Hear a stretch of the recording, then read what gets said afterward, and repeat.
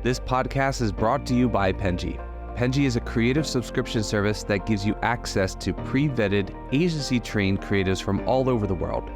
From graphic design to illustrations to social media management and web development, it's all included for one monthly price. It's time to say goodbye to the hassle of searching for top-notch creative talent. With Penji, you get quality and consistency delivered right to your inbox every day. Carefully crafted for you by humans, so meet your new creative team today. Head over to penji.co for more and enter the coupon code located within the podcast show notes.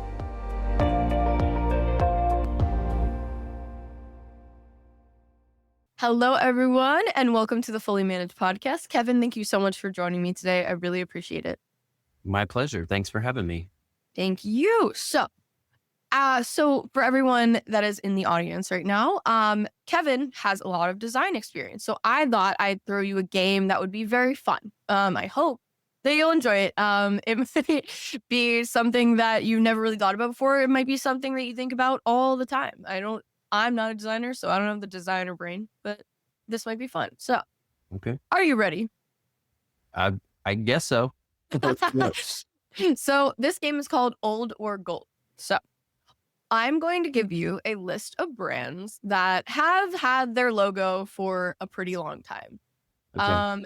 And maybe it's varied slightly. I'm not positive of the history of every single one of these, but I want you to tell me whether you think that it should stay the way it is or if you would change it and how you would change it. Obviously, you can't show me, which is probably a big part of it, but you can describe it to me, whatever it may be. Does that sound good?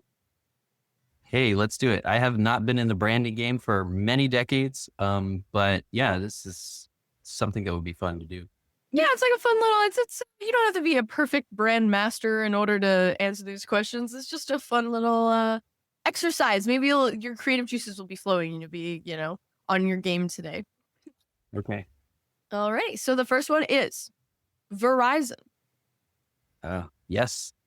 I mean, the Verizon logo, if we're talking about the logo mainly being the center face of the brand, is very recognizable. I mean, the big check mark, the V. I don't know if they've gone through a rebrand in the last 5 or so years, but to me, that brand has always been pretty modern. It's brightly colored. It kind of feels like it's from the 2020s. So I would say that one's pretty golden for me. Of course, as a designer, I can always find improvements in anything. I often joke that the trash can has existed for a million years, and yet we can still design new trash cans every year. So yeah, we could design a new Verizon logo, but I consider that one gold. I would agree. I think it's pretty notable. I think all of these are pretty notable though, just because they're notable brands. So it really depends on your perspective. So the next one is Yahoo. Oh my gosh. I don't know if that one's really, I think it's maybe changed once as far as I'm aware. It's not very. Yeah, I'm going to be in trouble for this one. I actually used Yahoo as an example of a poor user experience and poor brand experience in a social media post I did recently. So I'm going to have to call that one in need of work. Yeah. What would you do to it personally? Well, okay. I'm a big believer in sort of Hick's law that we try to keep things as simple as possible. And so, one of the reasons that the Travelers logo or the FedEx logo, or you just said the Verizon logo, the reason those work is because they keep it very simple. And they basically don't try to say too much with their logo. They really try to get at the essence of one core belief about their brand. Cause that's all people can take, that it just goes in with the law of cognition that we just don't want to be overloaded with information. We get confused very easily. So I would simplify that logo quite a bit, and really just focus on what is the thing that differentiates Yahoo. Yeah, I completely agree. I think that I even have trouble picking up what the logo is in my brain, like picturing it right now. I know that it's purple and it has like an exclamation mark. I'm thinking of just the Y. I know that they have, but I have an email with Yahoo that I use regularly and I don't even think of the logo. So I think that that's probably not great. Yeah, that one feels like maybe one of those jobs where they gave it to their nephew or cousin to do their logo back in 1995, and they just didn't veer too far from it. Yep, for sure. I think that everyone has problems with Yahoo or like some kind of critique for them, whether it's design wise or the fact that, they could have stayed much more ahead of the game with email. Where it's I have many conversations about Yahoo, so you're not the first to critique it, so don't feel like you're attacking them or anything like that. So the next one would be Gap. This one I know about that they recently, in the last year or so, did alter their logo and people got very upset and they put it back. And I think that's really interesting. Oh, I hadn't heard that. They put it back? Yeah, which I thought was very interesting because normally that's not really like, I know sometimes they'll have an April Fool's joke or they'll change their logo and tell people that that's what it is. But this was one of, I mean, I'm sure this does happen, but something that I haven't really heard about. I was talking about it with someone the other day. Yeah, that may have been, I mean, I don't know the background here at all, but that may have been a strategic marketing decision because nobody Relevant. does that. I could see that driving interest and talk about the brand. But yeah, in general, I'm aware of the Gap logo. It's very familiar to us, and it's very simple. So it follows all my checklist items. I would call that one golden. Is there any time where you would think that simplicity for a logo is not the best thing, or is that something that you're like it's your rule of thumb? I mean, it is my rule of thumb, but I would say that if there's a core message about your brand that is counter to simplicity, so I'm trying to think of like there's a surfing brand or sort of a clothing brand called Salt Life, for instance, Mm-hmm. where it's like the opposite. It's about sort of a grungy ocean going lifestyle and surfing. That would be an example where probably simplicity doesn't make sense. You want some visual interest in your brand, and certainly in your products. Yeah, no, that definitely makes sense. I think that it's in the interest of what your brand stands for to have that logo. So not necessarily like simplicity for a brand that is similar to many other brands. I think that's you want to be identifiable, like you want to stand out, but you also want to be simple so that people aren't overwhelmed with your logo.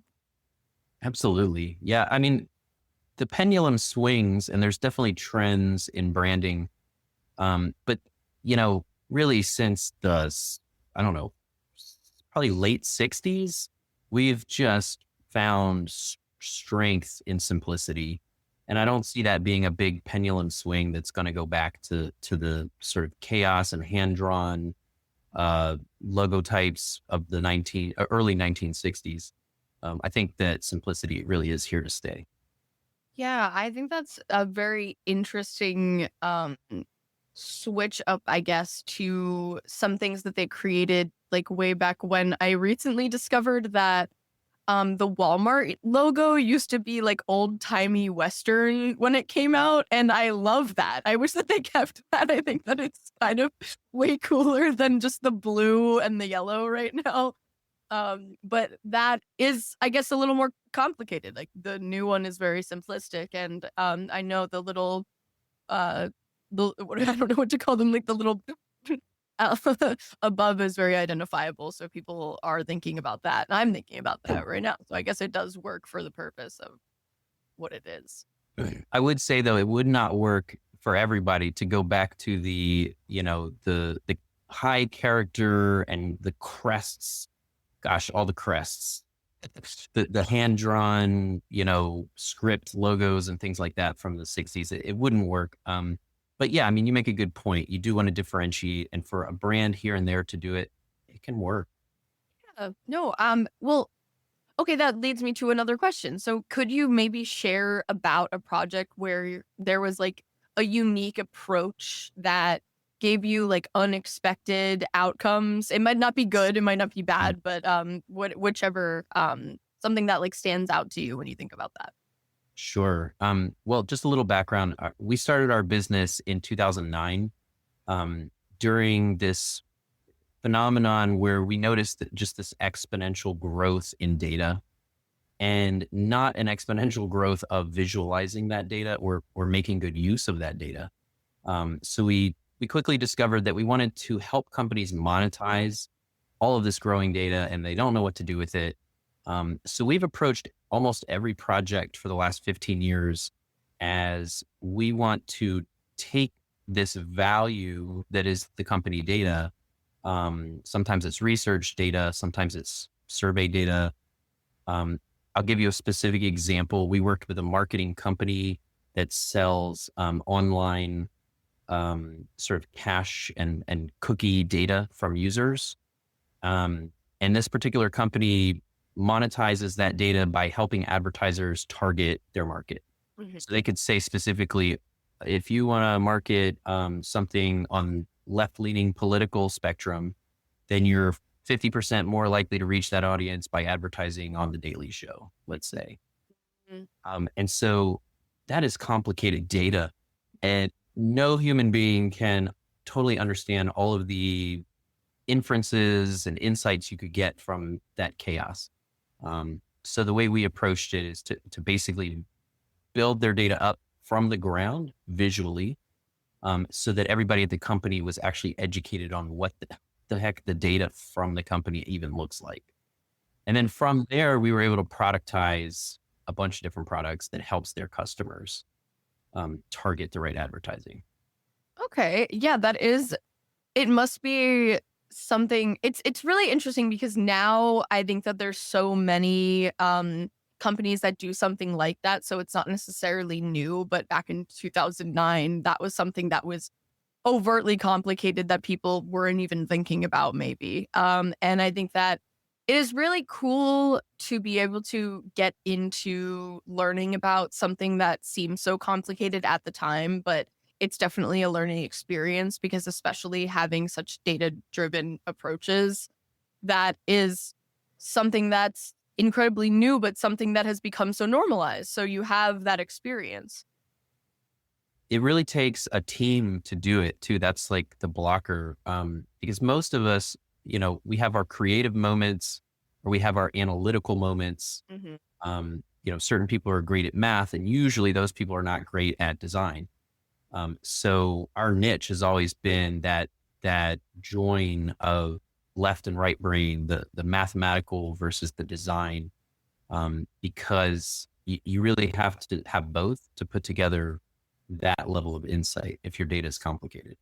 Yeah, speaking of, how do you balance like the art of storytelling, as many people have incorporated into their marketing approaches and everything? Storytelling is big in this business, and the science of data visualization, to engage very diverse audiences. Yeah, this is right in my wheelhouse. You're absolutely right. Stories are just the best way to reach humans. We are compelled by anecdotes and, anything that touches our lives, a story that someone tells, and it works in sales, it works in entertainment, it works really everywhere. So these days, the trend is to be entertaining in your marketing and advertising. And yeah, storytelling is a big part of that.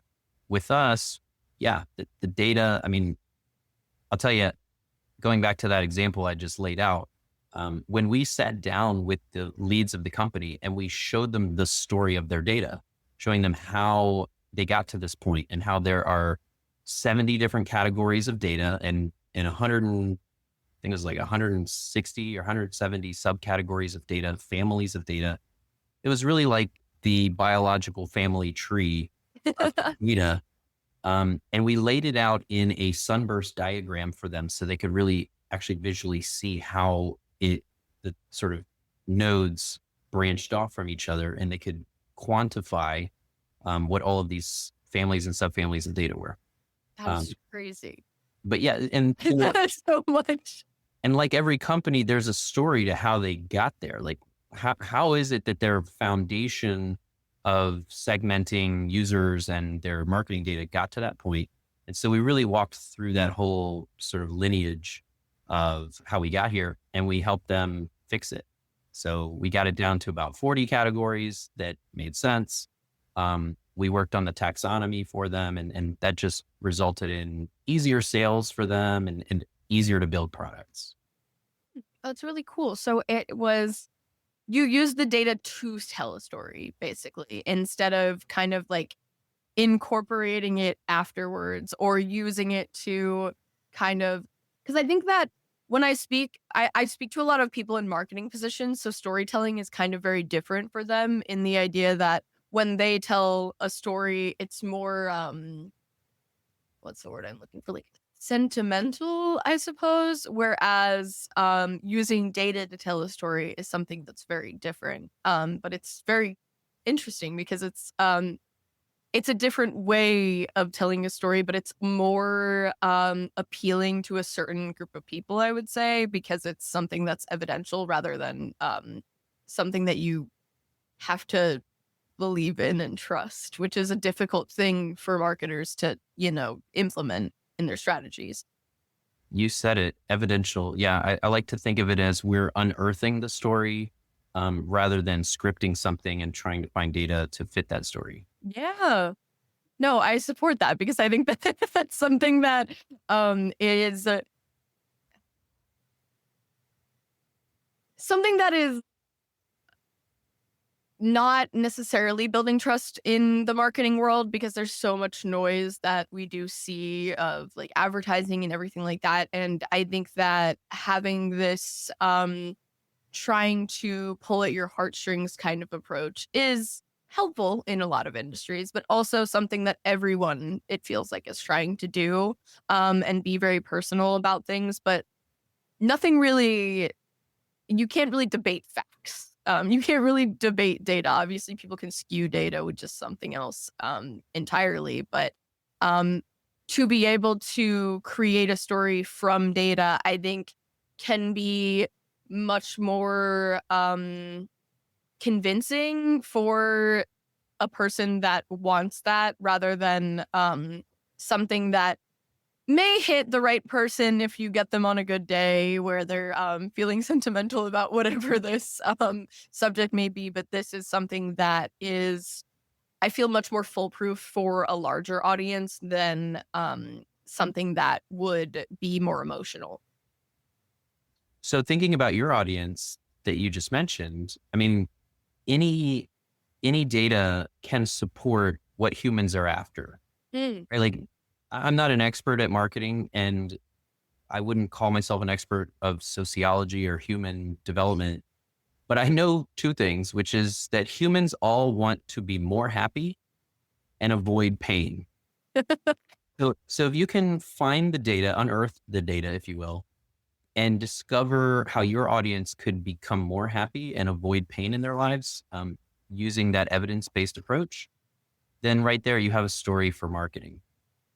No, I definitely agree. It is something that if the data supports something like someone being happy and healthy or just like being less frustrated with something, I think that that is it's still somewhat of an emotional approach in the way that, that would convince me if I was frustrated with something and this was a solution to my problems. But it's I think that there's many people that don't use data to support those findings. And I think that that is probably at a detriment. I think that there's cases in which it could work without providing data because maybe people don't want that as much sometimes. I don't really the average person may not want a bunch of data because they might not understand it, but I think that there's a way of implementing it that could work for like the average person.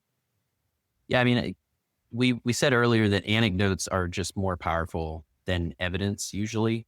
Yeah. Um, but then you're going to have a portion of your audience dig in, So if you make a claim that's an emotional claim, and how this product is going to make you happier or avoid pain in the future, a certain percentage of people will just relate to that, and it will work.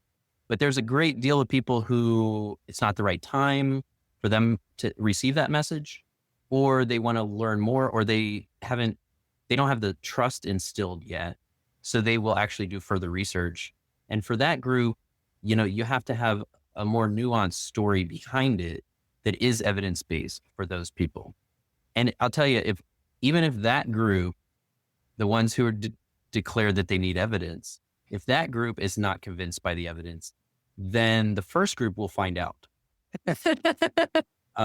So yeah, even if you don't think your audience is heavy into data, you want to have that data to back it up, because it will be discovered. Yeah, yes, there are definitely groups that will broadcast that because they're very angry with the lack of correct data. I think that I would actually argue that maybe in like the changing landscape of social media implementation in like influencers being heavily involved in marketing and any kind of advertising. Um I think that maybe antidotes might be moving out only because there's so much noise that I think that someone's story doesn't always resonate anymore. And I think that I would go along with the data approach of that. I don't know, like I will get an advertisement for like 20 different things that do the same exact thing. And because of my algorithm and whatever it may be, now they all got me, right? And all of them will have a story of someone that this changed their life, right? But I don't trust that person. I don't know that person. And those anecdotes don't necessarily get me, but what does get me is going on their website and seeing, what studies did they do to get this proven, like that this actually works and does whatever it says it does for me. Um, what, how many people did this actually help, or is this just this person? Like, is there a researcher that's in charge of this that, like that I trust and has like an actual doctorate and isn't just this random person, that felt like making something.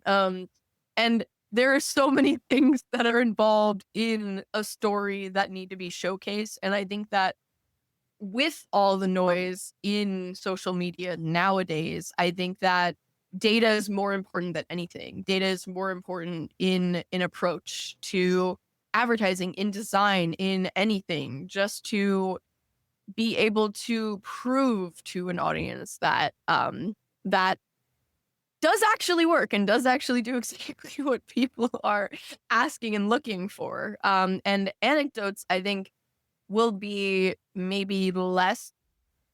I could be wrong. I'm not a perfect marketer either, but and it just might be less valuable in the future because trust is going to be harder to gain. Well, I certainly agree with that last bit. You're more optimistic than I am at the first part, because I've been endlessly frustrated by the reduction in evidence. I think, at least what I've been exposed to, which I would expect the opposite, because we're all subjects of this social media experiment, Yes. where what works, like we have highly targeted advertising and marketing now. So what works for me should be what I see the most of. But I'm actually seeing a lot of the opposite. I'm seeing a lot of just, advertising that discourages me from even looking at social media. Yeah. Yep. And maybe that's just my experience, and I'm a pessimist on it. But yeah, I think that the trend has been the opposite. And that's why I try to make a concerted effort to debunk things that I think are false. Hmm. Or if I see snake oil, being sold, I try to discourage people from it. Um, but yeah, I think that's a bit of a losing battle lately. So I don't know. I don't want to be a Debbie Downer, but No, you're not. I think I completely understand what you're getting at is the idea that I try to be very optimistic about the world of social media, but I do understand what you're saying in the idea that I don't know if I'm the average person because I have like I think that from experience, I have bought a product that doesn't work or do what it says it's going to. And that has discouraged me for everything else. And so once I do that, I realize, oh, I didn't look enough into this, or I probably could have figured this out before purchasing it, whatever it may be. And I think that there, with we're getting onto a different topic entirely, but with the increase in social media engagement and everyone using it, even my parents, that people are susceptible to so much more persuasion on anything, facts, things that they think are facts and are not, so much noise, and that goes into advertising and marketing and creativity, anything that you can see under the sun, and you are convinced of things that you might not be convinced of 20 years ago because you didn't have all this noise and people telling you things. And a lot of times you would want to find out more in order to prove something in your head. But because so many people are saying it and your feed is full of people saying that, then you're convinced that that's the truth. And that is a problem. But I hope, and this is maybe a philosophical debate on humans and how they're evolving with social media, but I would hope that the more people that get, um, for lack of better phrasing, screwed over by a product or service, that maybe they'll have better critical thinking skills to not put themselves through that exact thing again. But I don't know if it's actually something that will happen, unfortunately. I have young kids right now, and I've accepted that the best way for them to learn lessons is to experience pain sometimes, because you can tell them to do something, 100 times, but until they actually have the pain of doing it wrong, what you're describing is 100% true. I couldn't agree with that more. And I think I saw, I'll have to credit you later with where I saw this, but in sort of cognitive study, I've heard that there's basically two levels of thinking, right? There's like this, I mean, we're simplifying it, but let's call it level one thinking is just you're being entertained, you're getting a flow of information like we do on social media, and you're scrolling through things. You're not thinking deeply about them. And so the more advertisers can hit you at that moment where you're doing very simple level one entertainment level thinking, it's easier to convince you of something that you shouldn't be convinced of. Whereas when we're learning, like if you're in a classroom setting with a professor or teacher who's giving you instruction, and then you have to do the lesson, you have to actually do the work of do the math, let's say, and learn calculus, something hard. That requires a whole different level of thinking where your brain is not so easily tricked. You're having an inner dialogue with the first level thinking, and your second level thinking is saying, wait, is that really true? Let's test it. And let's perform a sort of scientific method on what you thought was true. That's the only way you can learn calculus is to go deep and wide and basically do the work. But yeah, we're getting less and less of that in our lives, unfortunately, I think. Yeah, I do think that's a big problem. I think that it's also, with this is a great, it's a great topic. So with the integration of AI in many parts of our lives as well, I think that even lessens that second step even more, because I went to college and did not have these things, these helpful tools, to write an essay for me. Right. And I had to do research in order to do that. And I'm not saying that kids now in college aren't doing research. I don't really know what they're doing anymore, and that's not my business at this moment in time. I'm sure in 20 years when I have kids in college or something like that, I will be very scared. But right now I'm going to put that out of my mind.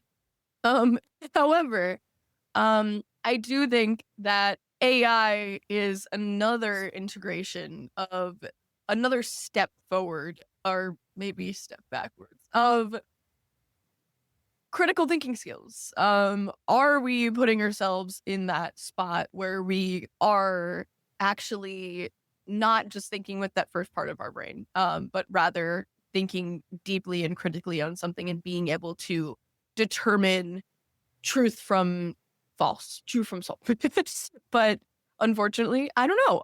But that leads me to maybe a more optimistic question. How do you integrate AI into design processes? Because I know that everyone does that now. Unfortunately, it may be something that we're all not happy about, but I do think it has ways of enhancing and challenging creative workflows that are extremely helpful. So I'd love to know how that is something that you use. Yeah, you just explained part of my thinking on this. When you went to college, you had to write essays, so you know how to write an essay, and that's a good skill to have while you're critiquing what AI can do for you now. So if you have to write an essay now, you could use AI, but because you've gone through that hard work of Mm. second level thinking development on that, you are better poised to critique that work and be a better, you can get better outcomes from AI than someone who hasn't gone through that experience.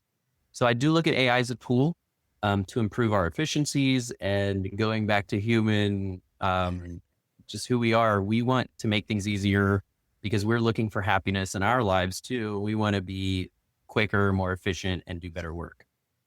So yeah, specifically speaking, we use AI every single day. My team is using it to create, we use it to help us write contracts.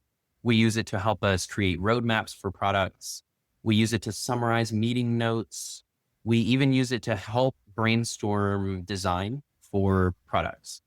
There are several tools on the market. I'm sure you've heard of Canva. People have used Figma. There's some embedded tools in Figma now, and FigJam, and others. There are plugins as well for Figma that we've used, which allow us to basically get a rough UI UX output. Mhm. And then our developers and designers can work together to make that real. I wouldn't, obviously, I mean, we're talking now in the middle of 2025. So whatever we say is going to be antiquated in a year. But at this stage right now, it's obviously AI is not a designer and it's not a developer, but it is a great tool for brainstorming or drafting something simple to build upon. Yeah, I would definitely agree with that. I think that it's not something that is doing a job for you at any point, at least. And maybe in the near future, that might not be true. But right now, it's definitely something that you have to look out for, making mistakes if you do want it to do something in entirety, or something that is really great for like a first step of a process or like a draft or to get your creative juices flowing to have like some kind of inspiration. I think that that's something that it can be incredibly helpful for. It also has all these nice little tools that can help you do very tedious activities very quickly. And that I think is something that is incredibly beneficial because that is something that is not what we want to do and isn't fulfilling for people. And also is something that may take up too much unnecessary time. So that's something that I think is incredible about it. Of course, there are downsides always. But I do think that as of now, having a helpful tool is nice. It's just like having a computer when they didn't have computers. I'm sure that's a little helpful tool that people didn't really like the idea of, and now we have AI. So that's fun. Yeah, I mean, those of us who've been in the business a while, we all have a lot of books. I have a lot of posters and design books, which you can't quite see behind me. And I draw on those for inspiration a lot. But more and more, I'm relying on large language models to actually be something I communicate with and do some brainstorming and provides inspiration.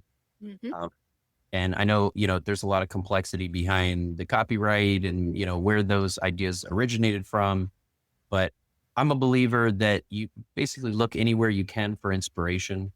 And that just is a strong one for me these days. Have you ever read The Art of Stealing? I believe. Yes, I read that back in design school. Yep. I read that in school as well. But I always think about it when I think about AI like inspiration, I guess, because yes, there are issues with where these come from and whatever. But you also don't know what the ideas in your brain come from either, which is, it's more complicated than that with AI. But at the same time, I think about it like, I don't know if anyone has original thoughts. They're all pulling something from somewhere that, we're not necessarily, especially artistically, we're not necessarily, we're taking in information at such a fast pace that we don't necessarily know where our creative thoughts are coming from. And they could come from inspiration from something we saw 2 weeks ago and we don't remember that. And that's okay. It's just about doing it tastefully and in a unique way that is not blatantly copying something. I completely agree. I think we would have a lot of deep philosophical agreements on that. And and it is those seasoned designers and entrepreneurs really own up to that. Just accept that the next idea in your head isn't something that you came up with because you would have to have thought the thought before you thought it. But that it's all just, it's flowing into consciousness and it's driven by your life experiences and your inspiration in every moment. Well, And owning that is like also accepting that the next idea in your head, don't feel too connected to it because it just came into consciousness. And so you can allow yourself to let yourself and others critique that idea and not feel personally offended if someone doesn't like an idea. yeah, that's even better of being able to take criticism better, because I think that's something that I think people have difficulty taking criticism because they feel personally attacked by the idea that I created this and this is mine and you don't like it. But at the same time, it's like, is it yours? Like, I don't know. Like, not to say that original thought isn't possible, but I don't really know necessarily. I mean, we're having a lot of philosophical conversations today, which is cool. But yeah, I don't necessarily know if there are original thoughts anymore. I think that we build on thoughts that we take from information that we've taken in. And I think that that's not a bad thing. I think that improving and being innovative is a good thing. And that's always what's going to happen.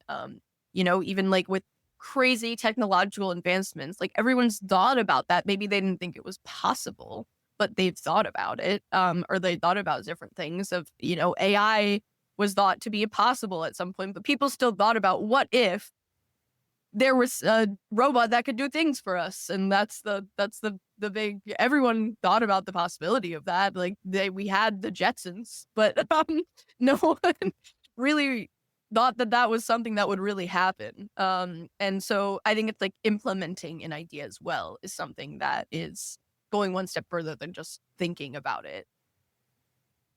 Yeah. I've heard it said that some of the most successful business ideas and also most successful art movements are just not new ideas, but two things put together that weren't previously put together.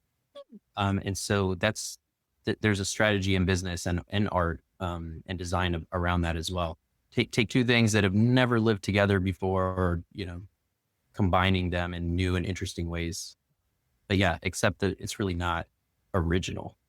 Yeah. And it's okay. It's okay. It's not original. It might, it feels sometimes original to put a new flair on something. And that is the cool part about art and creativity and fusion restaurants. So I think that, creating something out of things that have already been created to make it feel like it's new is artistic. And that is, I think that's what it comes down to. Cool. Yes. Well, we are out of time. We're actually a little over time, but I think that this is really fun. I appreciate you talking to me about many philosophical things rather than maybe more technical things, which if you wanted to get into this, I apologize. But I thought this was a very fun conversation to have. Cool. It was great to meet you, Shannon. I love what you guys are doing at Penji, and I hope your audience will check us out at Loose Labs. Thank you. And everything for that will be in the description so you guys can watch. So thank you so much. And check out Boost Labs and everything that Kevin is doing. Thank you and have a lovely day, everyone. Thank you, Kevin, again for joining me. Thanks. Bye.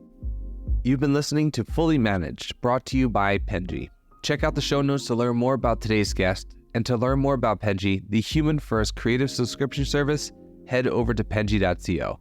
And by the way, if you're still listening, it would mean the absolute world to us if you were to share this podcast with a friend and, of course, subscribe.